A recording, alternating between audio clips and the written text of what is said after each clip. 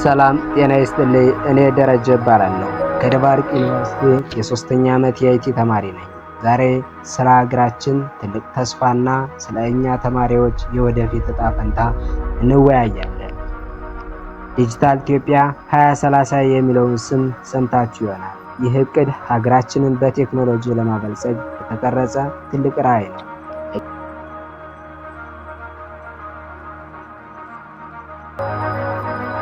ሁለተኛው ኦፖርቹኒቲ ነው። ኢኳል ኦፖርቹኒቲ ባልሰጠንበት መስክ ባልሰጠንበት ሁኔታ እኩል ተጠቃሚ መሆን አይቻልም። ሶስተኛው እና ዋነኛው ነገር ትረስት ነው። በተቋምና በዜጎች መካከል ትምምን ካልተፈጠረ የገንዘብ ትራንዛክሽን፣ መማር ማስተማር፣ ስለ ጤና ዳታ መስጠት፣ ደፍሮ ለስራ አፕላይ ማድረግ፣ ፐርሰናል መረጃን በክላውድ ላይ ማስቀመጥ የመሳሰሉ ጉዳዮች ክቡር ጠቅላይ ሚኒስትር እንዳሉት ዲጂታል ኢትዮጵያ የጥቂቶች ሳይሆን የሁላችንም ራዕይ ነው። በተለይ እኛ ተማሪዎች የዚህ ዲጂታል አብዮት ግንባር ቀደም ተዋናዮች ነን። ቴክኖሎጂን መጠቀም ብቻ ሳይሆን ቴክኖሎጂን ፈጥረን ሀገራችን ወደፊት የምናራምድበት ጊዜ አሁን። እኔ እንደ ኢንፎርሜሽን ቴክኖሎጂ ተማሪነቴ አንድ ጥያቄ አለ። እኛ ተማሪዎች ነው እንዴት ነው ኢትዮጵያን ከዓለም በቴክኖሎጂ እኩል ማድረግ የሚችለው? መልሱ ቀላል ነው። በምናዳብረው ክህሎትና በምናመጣው ችግር ፈቺ ሀሳብ ኢትዮጵያን ከዓለም ጋር እኩል ማድረግ እንችላለን። ተማሪዎች ኢትዮጵያን ከዓለም ጋር እንዴት እኩል ያደርጓታል? አንደኛ፣ ግሎባል ኖሌጅ አክሰስ። ዛሬ አንድ የኢትዮጵያ ዩኒቨርሲቲ ተማሪና አንድ የሃርቫርድ ዩኒቨርሲቲ ተማሪ እኩል ኢንተርኔት ካላቸው እኩል መረጃ ማግኘት ይችላሉ። እኛ ተማሪዎች የዓለምን የቴክኖሎጂ ደረጃ ተከታትለን ራሳችን ካበቃን እውቀታችን ካለን ተማሪዎች ምንም አይለይ። ሁለተኛው ሪሞት ወርክ። ቅድም እንዳልነው ኦንላይን ስራ እና የውጭ ምንዛሬ በዲጂታል 2030 ጂኦግራፊያዊ መሰናክሎች ይጠፋሉ። አንድ ተማሪ ኢትዮጵያ ውስጥ ቁጭ ብሎ ለዓለም አቀፍ ኩባንያዎች ሶፍትዌር በማልማት ወይም ዳታ በመተንተን መስራት ይችላል። ይህም ማለት ኢትዮጵያ በዓለም ገበያ ላይ እኩል ተወዳዳሪ እንድትሆን ያደርጋታል። ሶስተኛ ሀገር በቀል ቴክኖሎጂ ለዓለም ኤክስፖርቲንግ ኢኖቬሽን። እንደ ቴሌብር ያሉ ስኬታማ የቴክኖሎጂ ውጤቶችን እያየን ነው። እኛ ተማሪዎች የኢትዮጵያን ችግር የሚፈቱ ለምሳሌ በግብርናና በጤና ዘርፍ መተግበሪያዎችን ሰርተን ለሌሎች የአፍሪካ ሀገራት ለመሸጥ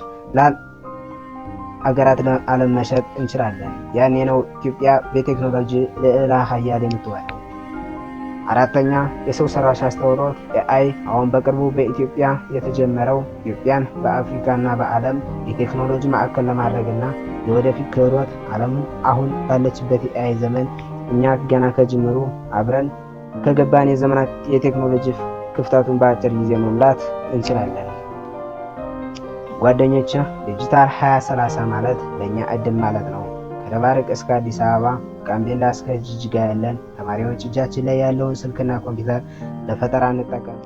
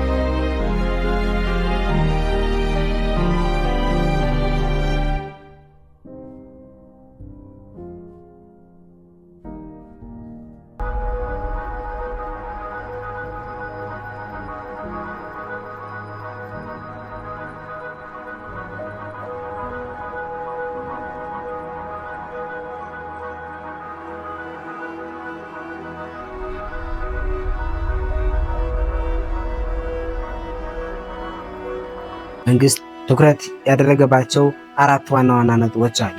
መሰረተ ልማት፣ ፈጣን ኢንተርኔት በየቦታው እንዲኖር ማድረግ፣ ዲጂታል መታወቂያ፣ እያንዳንዱ ዜጋ ኦንላይን አገልግሎት እንዲያገኝ ማስቻል፣ ክፍያ ስነ ስርዓት እንደ ቴሌብር እና ሌሎች የባንክ መተግበሪያዎች የገንዘብ ዝውውርን ማዘመን፣ ኢኮመረንስ ግብይትና አገልግሎቶችን በኢንተርኔት ማከናወን።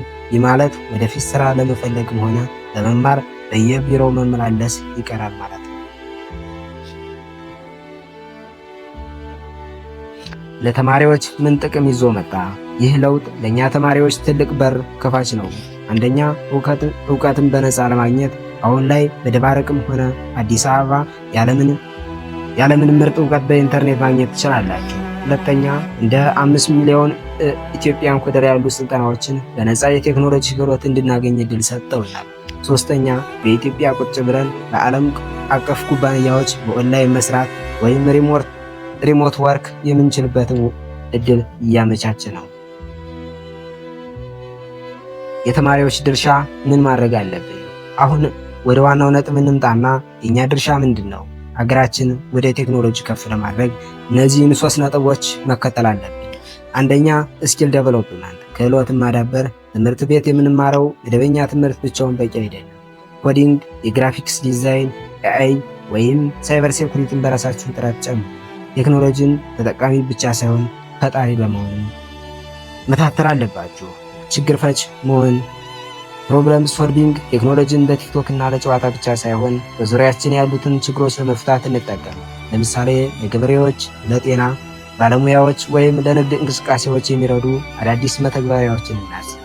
ዲጂታል ሊትራሲ፣ ዲጂታል ስነ-ምግባር። ኢንተርኔትን ለበጎ ዓላማ እንጠቀም። ሐሰተኛ መረጃ ከመልቀቅ እንቆጠብ። የሀገራችን ገጽታ የሚገነቡ ነገሮችን ላይ ትኩረት እናድርግ። የወደፊት እገዛዎችና ራዕይ። ወደፊት ለተማሪዎች የታሰቡ ብዙ ነገሮች አሉ። ስማርት ትምህርት ቤቶች፣ የተሻለ የኢንተርኔት ሽፋን እና ለፈጠራ ስራዎች የሚሰጡ የገንዘብ ድጋፎች ይጠቀሳሉ። እኔ እንደ አይቲ ተማሪነቴ የማምነው በ2030 ኢትዮጵያ የአፍሪካ የቴክኖሎጂ ማዕከል ትሆናለች። ያኔ እኛ ተማሪዎች ደግሞ የዛ ለውጥ መሪዎች እንሆናለን። ዲጂታል ኢትዮጵያ 2030 ህልም ብቻ ሳይሆን እኛ ልንሰራው የሚገባ የቤት ስራ ነው። ቴክኖሎጂን ተላምደን አዲስ ነገር ፈጥረን ሀገራችን ወደሚገባት ከፍታ ነው። እናንተስ በ2030 ራዕያችሁን ታዩታላችሁ? ምን አይነት የቴክኖሎጂ ክህሎት መማር ትፈልጋላችሁ? ኮሜንት ላይ ጻፉልኝ። ቪዲዮውን ላይክ፣ ሸር በማድረግ ለጓደኞቻችሁ አጋሩ። ለቻናሉ አዲስ ከሆናችሁ ደግሞ ሰብስክራይብ ማድረጋችሁን አትርሱ። ስለተከታተላችሁ አመሰግናለሁ። በሌላ ቪዲዮ እስከምንገናኝ ቸር ሰንብቱ።